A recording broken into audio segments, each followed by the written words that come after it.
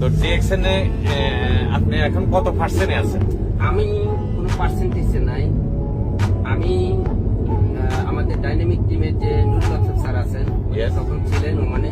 তখন আমি জিজ্ঞাসা করলাম, আমার এই হার্টের সমস্যা আছে, ডায়াবেটিসের সমস্যা আছে, আমি বেশি ভারী জিনিস নিতে পারি না এবং হাঁটতে পারি না, তা এরকম কোনো প্রোডাক্ট আছে কিনা? তখন সে বললো যে আপনার এই প্রোডাক্ট এখানে আছে।